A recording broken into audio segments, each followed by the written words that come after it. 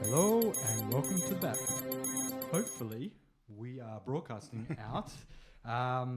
It's the 8th of December, 8th of January 2017. The BAP is back. How was your break, Jason? It was good. It was good. Typical Christmassy stuff. Mm-hmm. Lots of family gatherings and that kind of thing. We should say that we're down Dean. He's actually been hacked by the Russians, and in US fashion, I do not need to have any facts to base that upon. I can simply assert it, and the right-wing population will accept that, and the left-wing actually. And let the hysteria ensue. We have no idea what they've done with him, but it's obviously the Russians, and he's obviously gone. So hopefully we can do some sort of investigation to determine what's actually happened to Dean. But be that as it may, do you have any douchebag filterage? I started watching a show new to Stan. Mm-hmm. Something Stan's been putting out that I didn't see in any other, haven't heard of before. It's called The Last of the Panthers. And it's not a wildlife show as you might have expected. It's actually an interesting show that crosses over various European countries, about 6 different countries. It's involved heavily with Yugoslavia, and involves diamond heists, Serbian soldiers. We might just take a break for a second and see if we're actually broadcasting properly. We are. You are. Yeah. We're live. Franco, just at that minute, figured that out. Okay. So it's been a good show. It was. There's a lot of subtitles. There's a lot of different languages. It's set in Marseille, London, Belgrade, Bosnia. It has flashbacks to 1995 and the Bosnian sort of conflict. Good show. Really good show. Okay. This is a Stan show, is it? Yeah. It was. Well, I don't know if it's Stan specifically, whether it's their content, but it's. Oh no, it's a BBC. It's a BBC production. Really well acted, really well written. Sort of gives you a little bit of insight into a little bit of what might have happened in the mid '90s in Yugoslavia. It's definitely a place I wouldn't have liked to have been. No, I've read quite a few books about what happened in the Balkans War, particularly in Croatia, and it was very, very unpleasant. Yeah, I mean, it talks about it's sort of the last Panthers were I think basically a Muslim Bosnian group, like a militia, but militia / organized crime, and it sort of takes you through one fairly graphic part where the ceasefire breaks down and these guys realise the Serbians are going to come and kill them, kind of thing, and they're sort of panicked and but that's kind of a little bit of background to the characters that are involved in this, basically a diamond heist that spreads throughout Europe, the Eurozone. It was a good series, 6-part series, and it was really good. Excellent. Well worth watching. Well, I decided to catch up on all the hubbub that the internet was wailing on about with a particular show called Westworld. Oh, yeah. Have you seen the first episode of that? I've seen all the episodes. Oh. Well, let's just stick with and the now first I can't episode. spoil, can I? No, you cannot. So you've seen one episode? I've seen the first episode. I'll probably binge watch it over the next 2 weeks. It's good. It's good. I found it very good. I mean, the production values alone, right? They're amazing. And like for a show where, once again, not a lot happens, but they do it well. They leak out enough stuff to keep you interested in trying to go, what's going on here? Yeah. And they sort of, I mean, they really do start to broach a lot of sort of subjects throughout the series. Like, AI, what point does AI become sentient and human kind of thing, and that kind of, and it has a really interesting and in-depth look in it as certain characters develop, and you'll start to there's certain idiosyncrasies about the show that you start to go, hang on, how's that happening? And that it starts to get a little bit confusing at certain points as well. Right. It's not really giving much away. There's different time frames going on at times sometimes, and it's just messes with you a little bit. Unfortunately, in the first episode, you're pretty much in the present, so they're not really. You've just been given a. It's a theme park where you go to fuck and shoot whatever you like. Yeah, which is disturbing. It reminded me in a lot of well, I felt it took a lot of cues from Jurassic Park. Yeah, It's actually, a theme park. you know, one of the recaps that I saw about the show, because I'd watch the episode, then I'd go and watch a recap from. It was quite fortunate. One of the network, Young Turks network, does it. They got a theme park designer on to talk with them about the show as well. Wow. Because the show goes in depth on theme park. It's a theme park, and they're talking about various aspects. And he went in depth about talking about theme parks and how they work, and because they were talking, it comes up during the show that these people pay $40,000 a day to be at Westworld. Yes.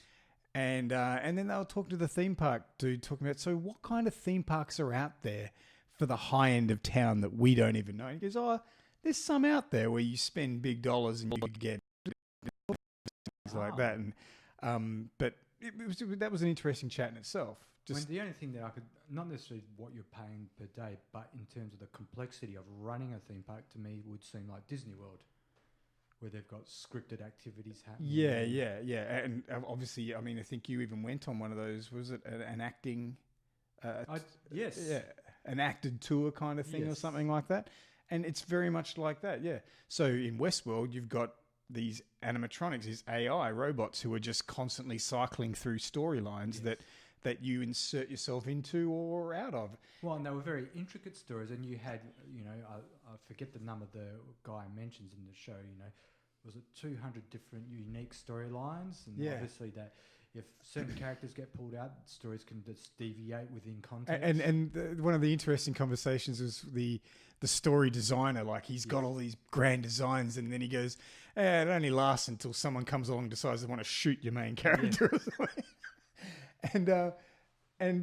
I sort of, having played these online role-playing games like World of Warcraft and things like that, where the game, you could see those elements of that sneaking into Westworld, where you just be walking along and you'll see a wanted poster, much like you would in a game of World of Warcraft, and you go, and this is the beginning of the adventure. You'd go, there'd be a clue on there, you'd go and speak to the next person, and it all goes fine until some troll comes in and possibly kills off one of the main people in the storyline, and just completely subverts the storyline. It's done. A philosophical question for you on this thing. So obviously in computer games you can go out and kill and maim. Not so much fuck as you would say, but kill and maim. At what stage do you think there's a line between where the normal adult can distinguish between reality and fiction? How far can it go? So obviously Westworld's bringing it to a whole new level. But where is there a point where it could be where if you were immersed in this game, you'd come out and all of a sudden you wouldn't see a line between fiction and reality and think you could commit murder in the real world? Well, and that's where they talk about it in Westworld, where at some point they realise the robots are becoming sentient. So is it okay to do this to sentient? Because supposedly their memory gets wiped and stuff. But it's very early in the piece in this. They're talking about how they get the realistic emotions and they develop the personalities and that, and they give them, what do they call it? The reverie, where they allow them to remember a certain small amount as if what? And so what they say is, what if your entire life is just going through this routine where at the end of the day you're screwed, you're fucked, or you're killed, raped or killed, and you start to remember that kind of thing. It's like, what does it do to the? Actually, that was interesting. What does it do to the guests of the theme park? What impact does it have on the people when they can do this without supposed repercussions? And those are the questions you have even now. Well, maybe not to that extent. Don't have the opportunity to explore it as often now because there are usually repercussions. Well, no. What I mean is that people ask the same, what people do in an online space. What are there repercussions that get taken into the real world outside of gaming. Yeah. It's At the moment, it seems. And what effect does it have on a person if they can get away with this in one? And you're right. Well, and at the moment, people feel it's not an issue. There's quite a distinct delineation between what happens in a computer game and what happens in the real world. But if you're all of a sudden being inserted into a real world, an immersive world where there's tangible robots, and at times you cannot tell the difference between. Well, and that's the whole objective of the theme park is that you can't tell the difference. So, I mean, there was in the first episode, there was a throwaway line or comment about saying, I think something along the lines of people needed the cues to see that the robots were fake. And they've gone beyond that point now. That's right. Where sometimes you cannot tell the difference, and whether that's a good thing or not. Yes. Whether that's necessarily a good thing or not, But they keep coming back to that kind of theme throughout their series, and you find out why they might have gone to the more realistic kind of robots and stuff like that. But yeah, it's a fantastic exploration, and particularly how it sort of comments on the gaming industry in general and stuff like that. It's great. So fear not, people, we haven't given anything away. Everything we've discussed so far is pretty evident in the first episode. There's no spoilers that we've mentioned yet. Perhaps as I watch further episodes and talk, don't know. I don't think the show in nature doesn't seem to be about having spoiler type stuff in it. It's more of a philosophical. There are spoilers. There's stuff that I could give away later, which may impact on the viewer. You would class as a spoiler, whether you're worried about that or not. Some people definitely would consider it a spoiler and would hate me immensely for it. Well, that's all I had for Douchebag at Phil's Reach. That's Same. it. The only real story... yes? Dirk Gently's Holistic Detective Agency. What's that? I've seen that. To any Douglas Adams fans, he wrote a series of books after the Hitchhiker's Guide to the Galaxy called Dirk Gently's Holistic Detective Agency. I think there was an attempt to turn that into a TV series in 2012. Didn't go so well. And they've redone it. They've rebooted it as with completely different actors, set as sort of kind of a sequel to the books. So not part of the books, after the books. With Elijah Wood in it. Yes. I can't remember the name of the main actor, who's a British actor in it, but I watched that. I binged watched that as well. It was quite good. It was excellent. Douglas Adams fans would probably enjoy it considerably. I'll have to check it out. So moving on to newsies, as I was saying, I've only got one main story, and the rest are just more philosophical debates. Okay. So the first thing I wanted to quickly talk about was in local Australian news. Health Minister Susan Ley was in a bit of trouble. It's become apparent that perhaps she inappropriately used public funds to fund a trip to Queensland to buy a apartment. These seem to be such ridiculously simple own goals, don't they? It is. Like, really, are you not being paid enough that someone who's considering buying probably an investment property or something like that can't afford to spend to send themselves to Queensland to do it or something? They have to do it in a system where you've got people looking at you, waiting for you to slip up like this. Yes. It's crazy. So apparently, this happened in 2015.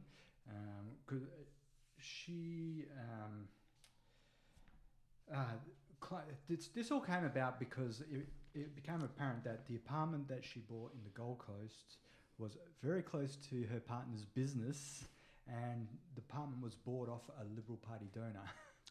So when people dug up, obviously, they asked her to explain, well, hold on, you bought this apartment when you were on a publicly funded trip to Brisbane and the Gold Coast.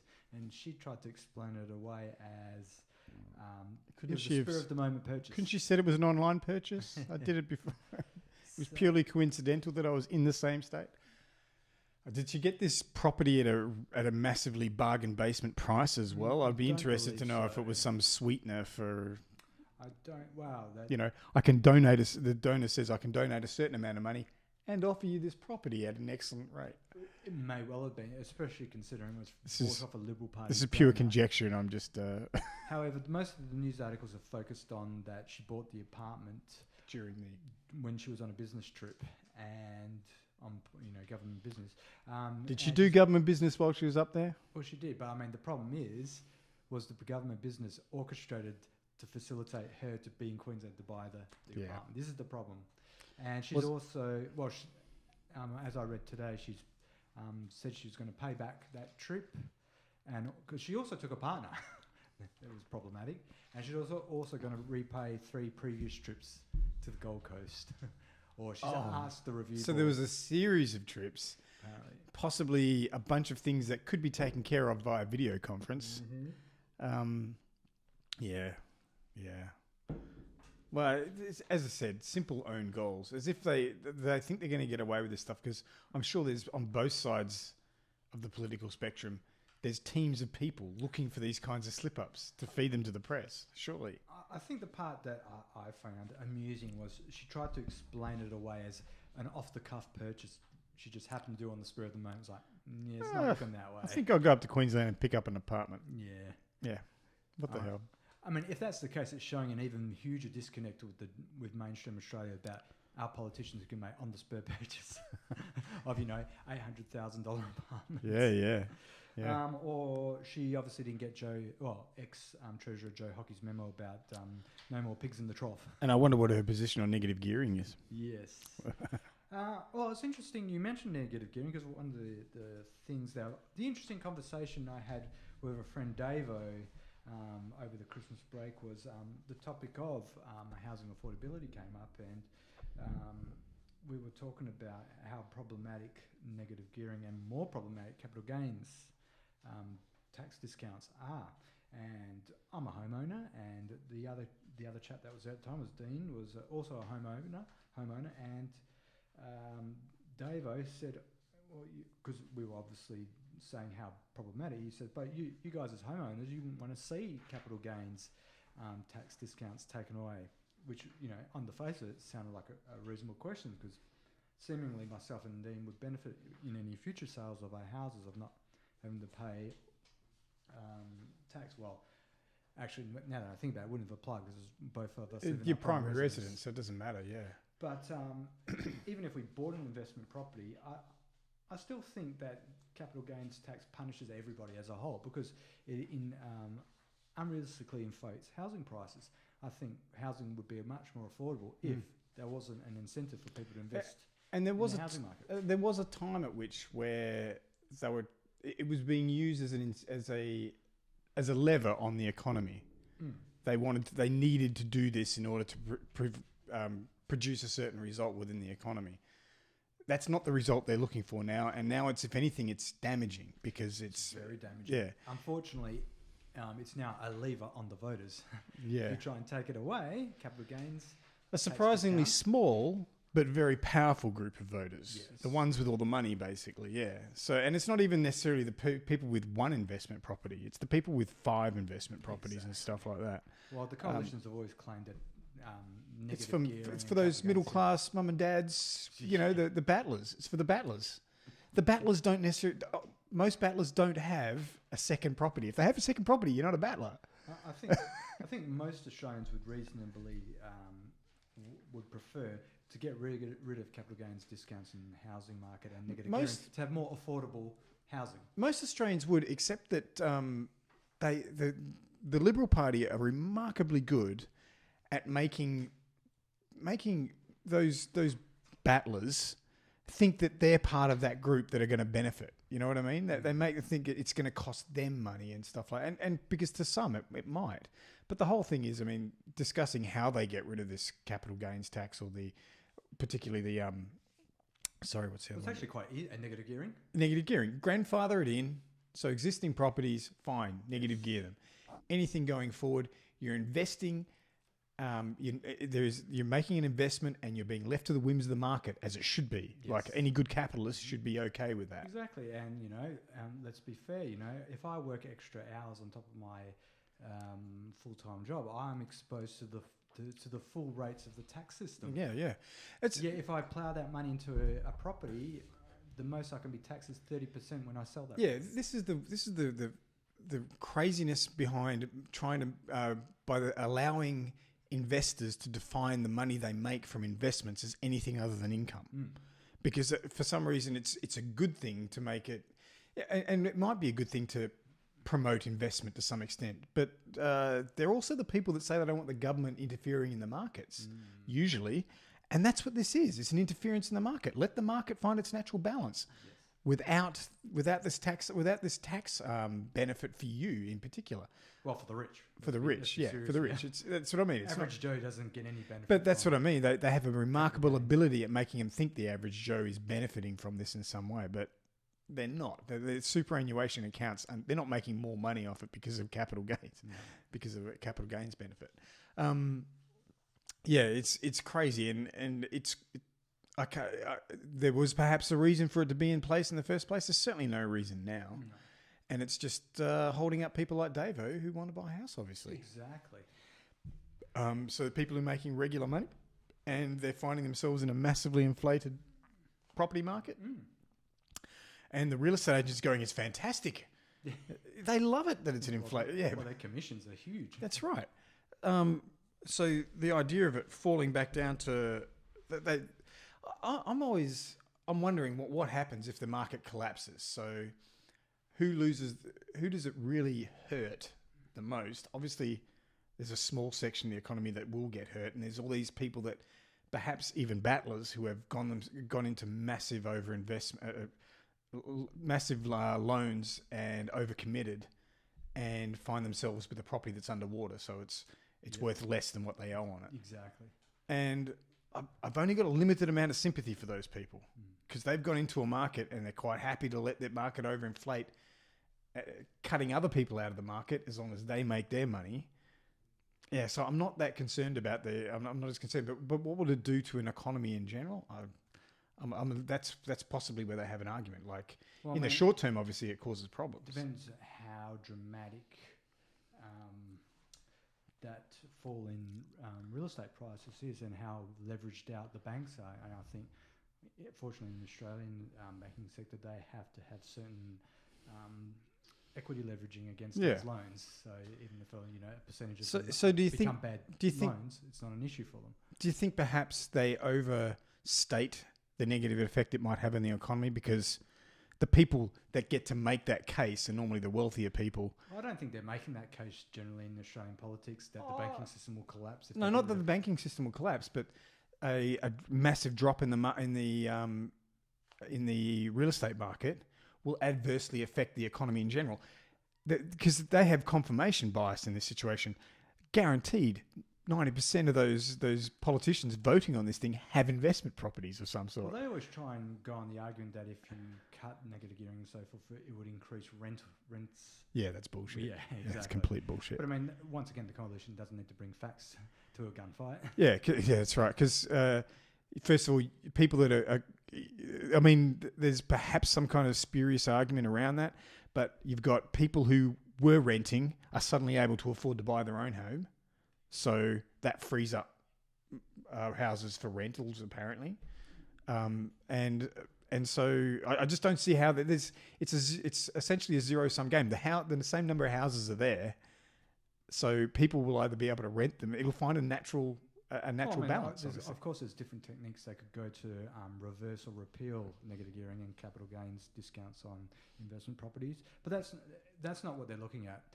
As you would well know, basically their concerns are a small minority who profiteer. They will lose it of the existing situation. So basically, they throw in the propaganda so that they don't have to do anything. That's what I mean. Is the case being overstated that it will be damaging to the economy simply because it's going to be damaging just to them? Exactly. I mean, there's no reason why they can't implement a multitude or plethora of different techniques to slowly roll back this. Yeah.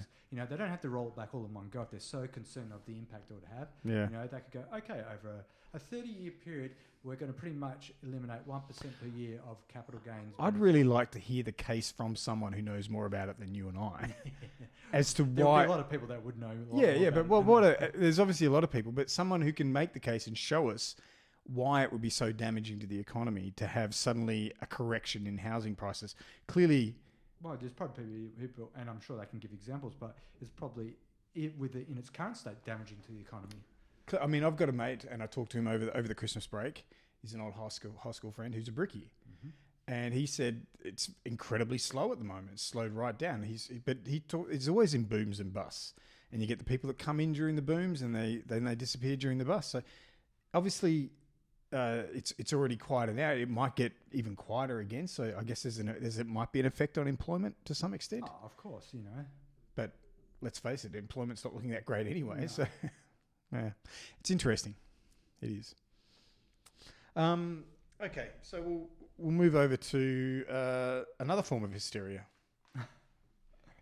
Well, we were talking that the Russians got hold of Dean, but on a more realistic note, apparently they did hack the US Democratic Party. Their emails and that, which we've talked about before. Have they actually proven that it was Russians? Look, even the people that there was just this week they declassified a report. So there was all this talk beforehand from Obama, who actually gave an interview about it, saying the Russians have interfered with their democratic process and that kind of thing. And there was no evidence given, basically. But they have declassified part of the report that he got, which unsurprisingly offered up no new information, really. It offered up large amounts of confidence in the three branches of the security agency. So the NSA, the FBI, and the CIA, to some extent, to slightly lesser extent, express vast confidence that the Russians and Putin himself was involved in this. However, provide no additional proof whatsoever. Same sort of confidence about weapons of mass destruction. Yeah, right? exactly. And this is the really concerning thing, is the mainstream media is not making that connection whatsoever. They're just ignoring it. They're like ignoring the fact that there's no evidence being provided, and that's the Democratic Party. So one half of the American political establishment is trying to gin up aggression with another superpower. Well, maybe not a superpower, but another nuclear power. And this, the reason I brought this sort of story forward is because the last couple of weeks has just been continually one article after another of this anti-Russian hysteria. This is the Democrats' Hillary emails. Yeah, Hillary emails. So what it is? The Republicans have Hillary emails. The Democrats have hacking Russians. So we'll just recap a little bit. Apparently, both the RNC and the DNC were hacked. Mm-hmm. But it was surprisingly only the DNC stuff got released through WikiLeaks. So WikiLeaks, Julian Assange is claiming that they didn't get the information from the Russians, but I don't know how much you can trust Julian Assange these days. Plus, the whole idea of the WikiLeaks dead drop system was that you don't know who gave it to you sometimes. Yeah, but isn't that a bit blurry that it's not necessarily a dead drop anymore? Yeah. That's why I don't know how much you can.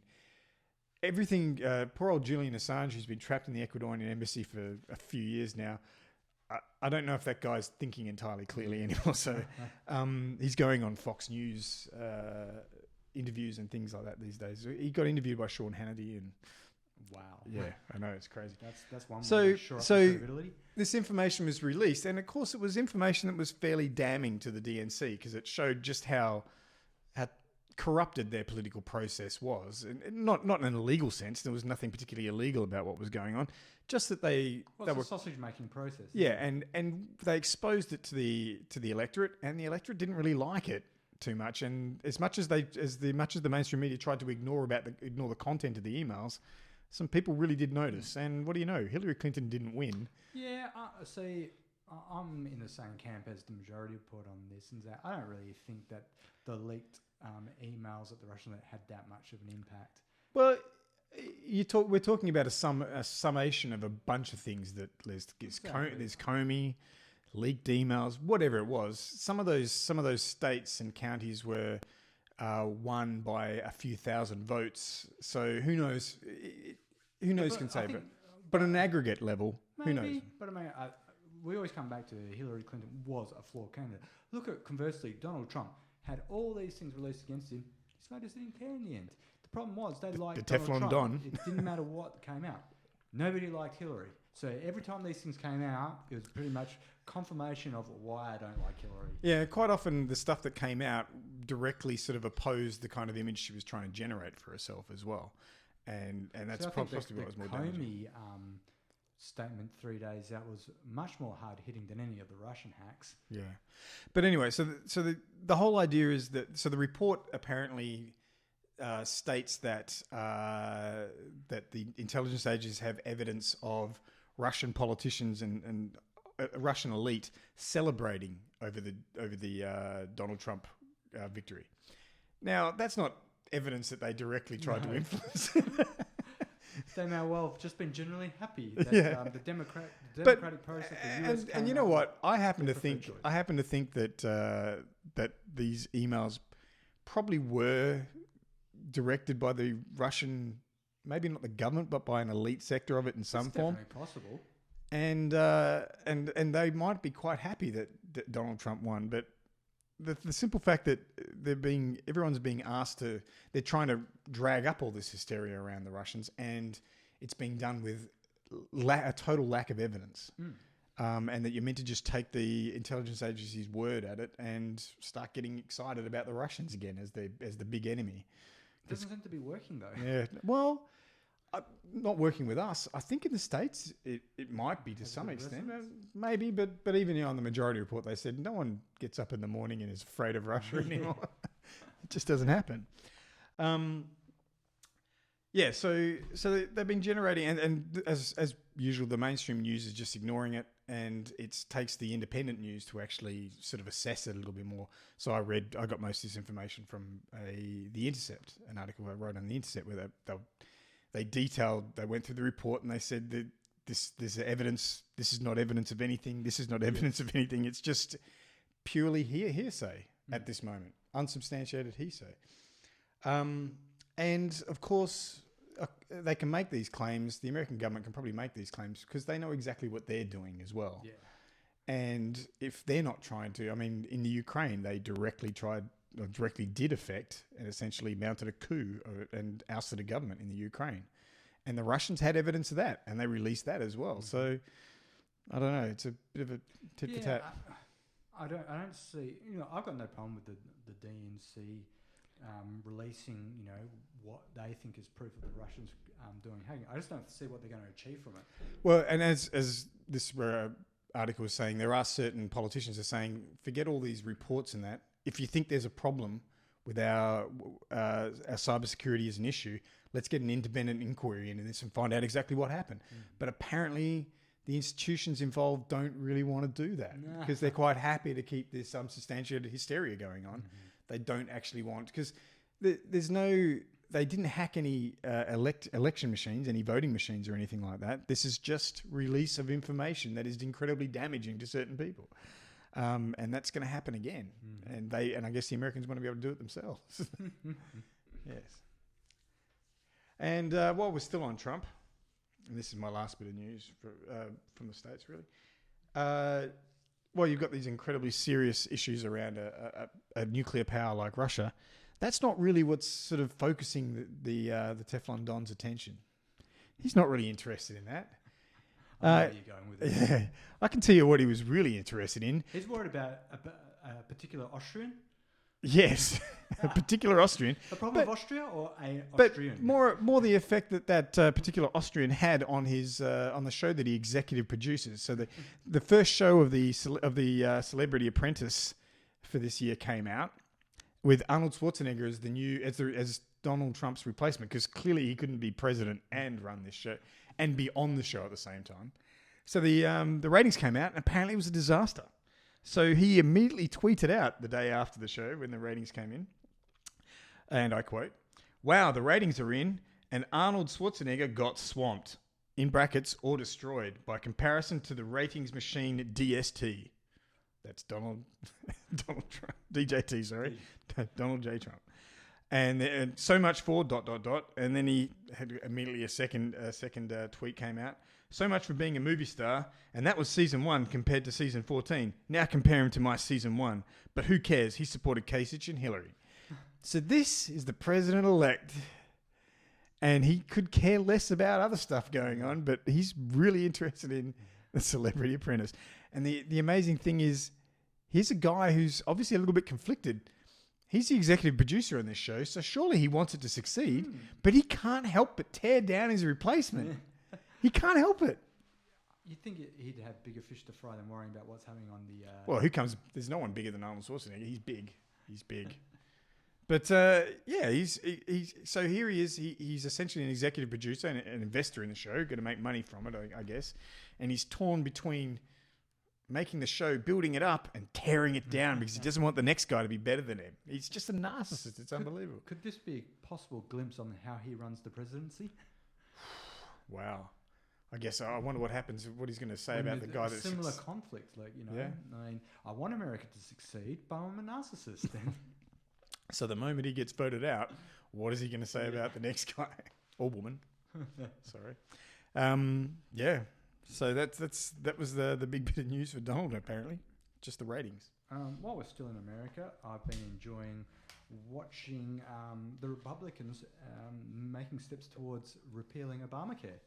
And the somewhat fallout of their issue of not having a replacement for Obamacare or the Affordable Care Act, and how that's becoming a reality. They've only had 5 years, Franco, to come up with. They've been trying to vote it out for 5 years, and they haven't come up with. And obviously, they've always said that they're going to have a replacement because people need to be covered, but they don't have it. They don't have it sorted out yet.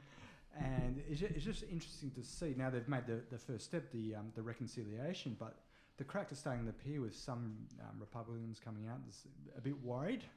You've got some Republican governors who've benefited quite greatly from the expansion of Medicaid in their states, and how they're going to bring the news home to their electorates that perhaps that will go away. Mm.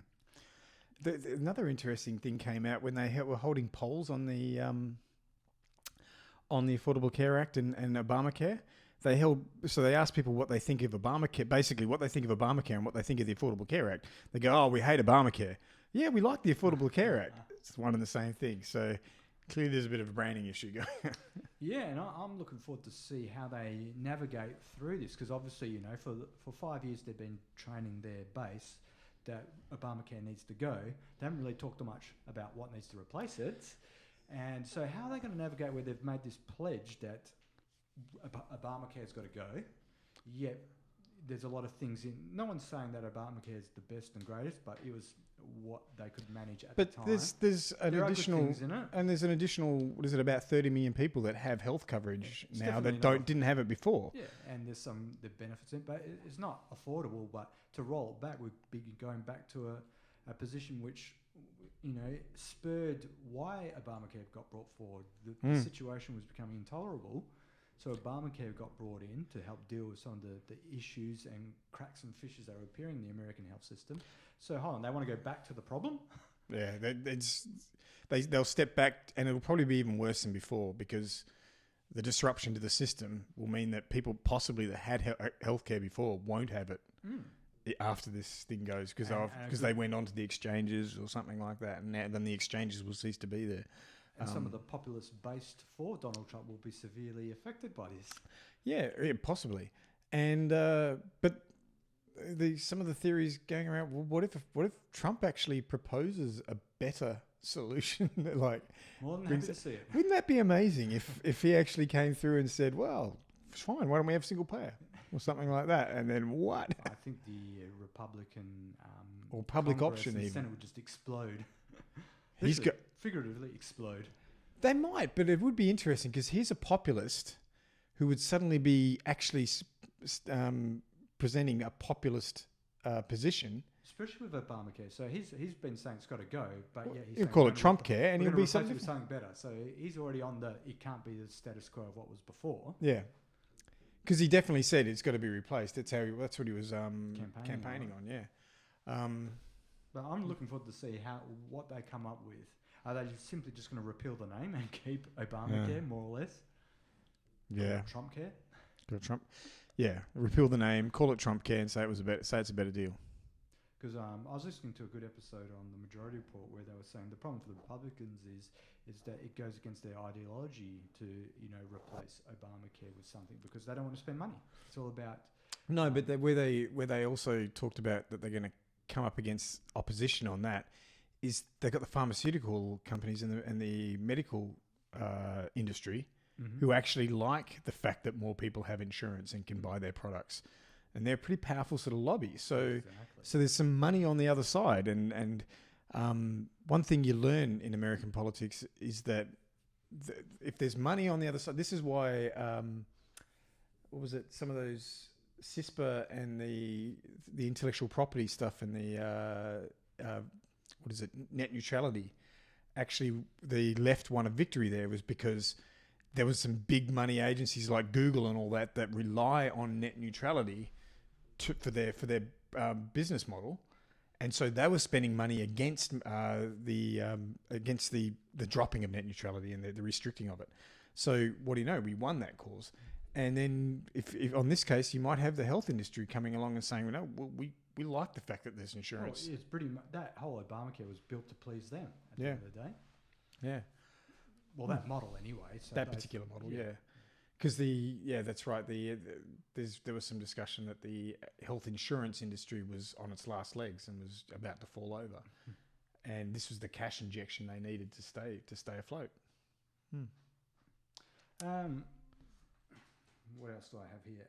So that was pretty interesting. So as I said, they've made their first step. So stay tuned on that. I did a lot of contemplating over the Christmas break, and one of the things I did ponder quite a bit, even today, was labelling the left and the right. I find it very problematic because particularly with the right, I don't believe they have an ideology per se. The conservatism isn't what it used to be. Basically, the way your average right voter pictures something is if it's what its label is. Is it a leftist or rightist policy? They don't care what the actual policy is. And what you got to look at between, you can't even call it left and right because it blurs. There's corporatist and there's probably progressive. You know but what I mean, the average voter doesn't care about those sort of labels. They're very much leftist. Well, leftist and progressive is one and the same for a conservative voter. And even calling them conservative voters conservative, they're not conservative. This is the problem. Yeah. Well, that's what I mean. They're usually corporatist. Whether they know it or not, that's the line they're sort of following. On the left, we definitely discern a difference between... I think, in terms I think of left and right are kind of concepts that are a little bit dead, You need more descriptive and... Well, and I'm talking about, the average voter.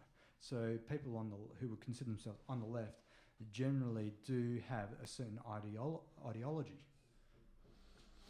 about, the greater good.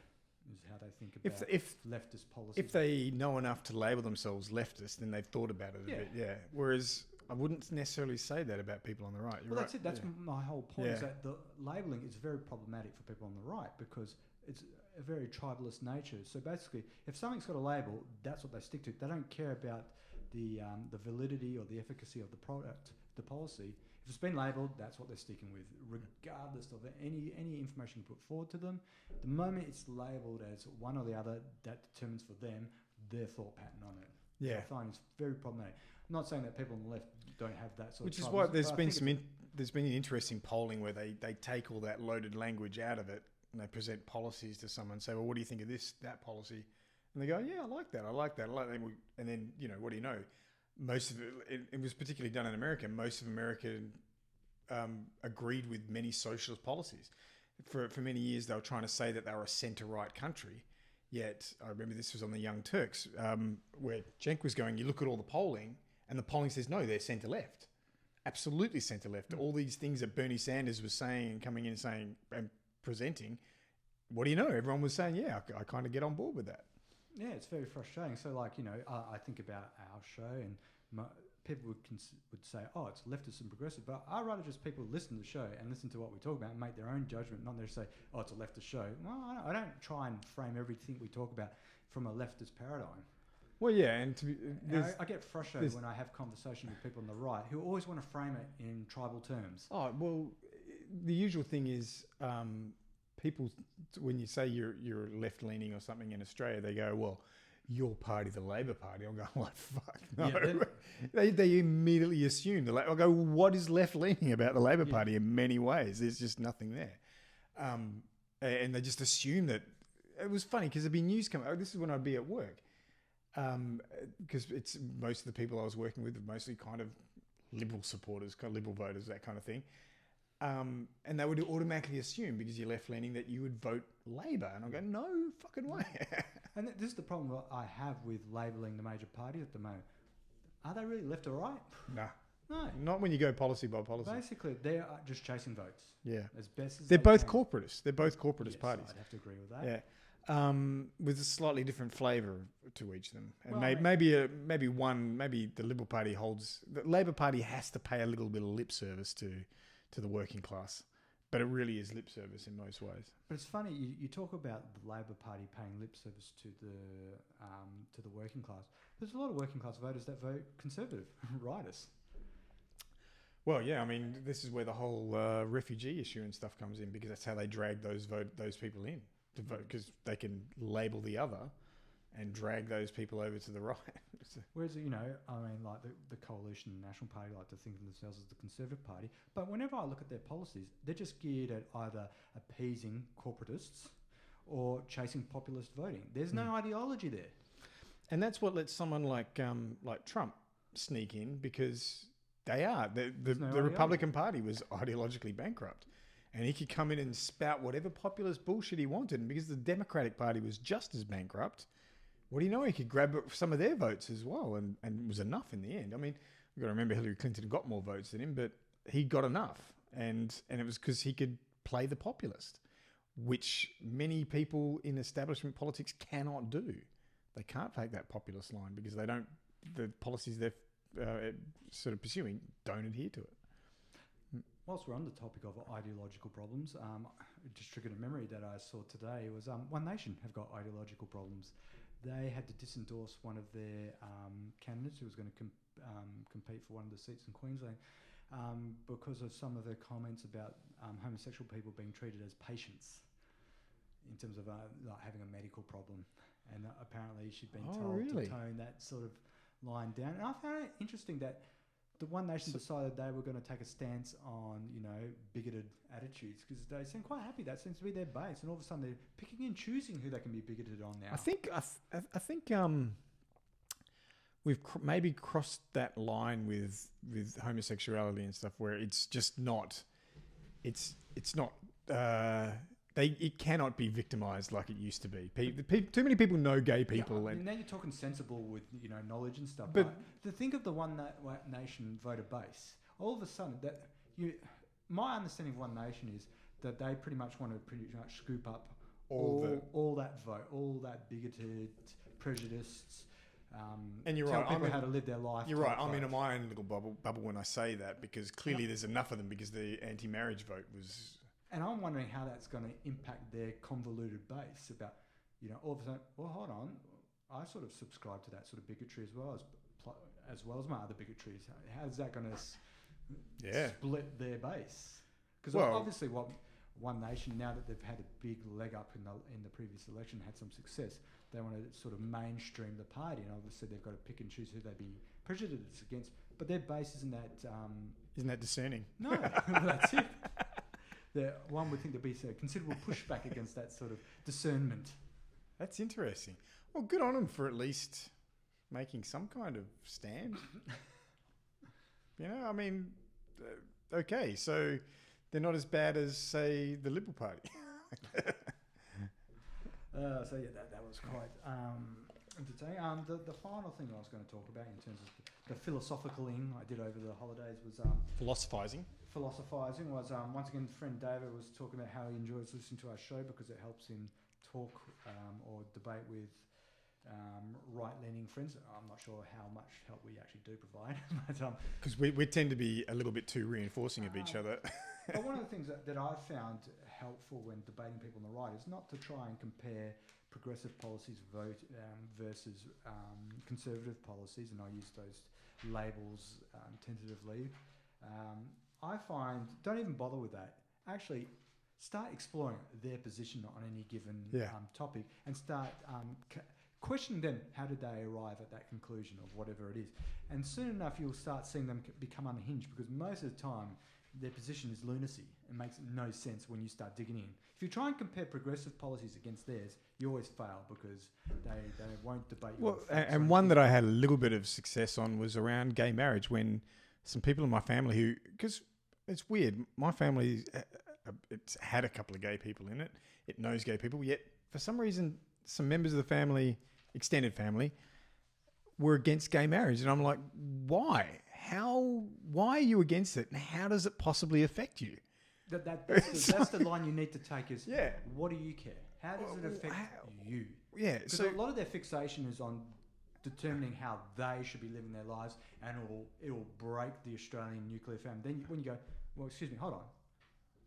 How does it affect you? Yeah. How does this, if that community is granted that right, you personally, how's it going to affect you?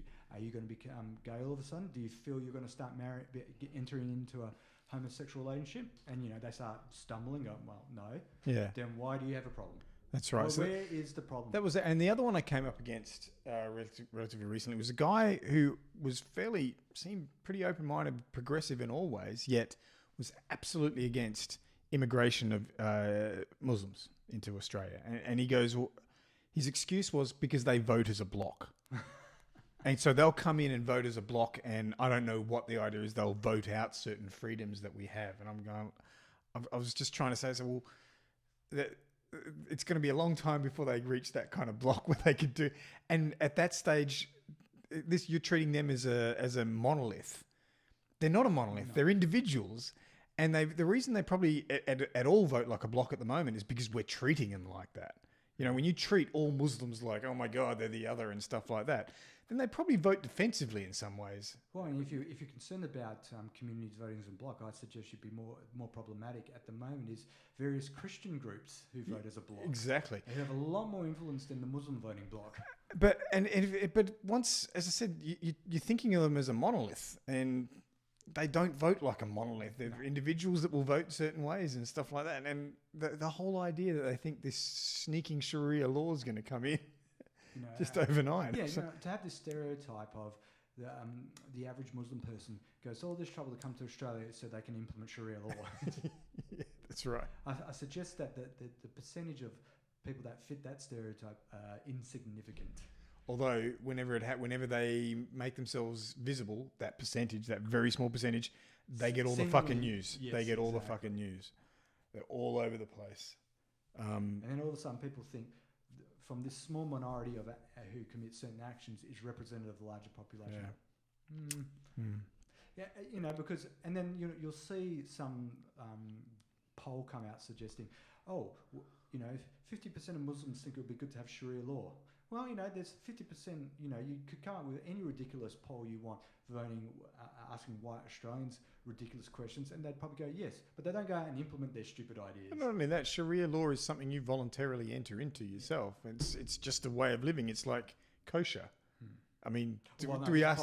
Should it be part of, But what I mean is the court system? Yeah, but if you interviewed Jewish people and said, do you think being kosher, living a kosher life is a good idea? Most of them would probably say yes. And and if you go out and ask, but do they think you're going to make it someone else live that way? No. Well, you can use the same ridiculous argument. Say, if you went to the Australian average Joe and say, should Australians I can't even think of an example, but insert any ridiculous new policy you want to vote, and ask, should this happen? Australians will go yes, but they don't go out and make it happen. Well, you could probably assign any kind of Christian belief where they want to vote something like that in, but most Australians would probably think generally it's a good idea, one of these Christian beliefs, but they wouldn't immediately go and, as you said, do it. Yeah. Well.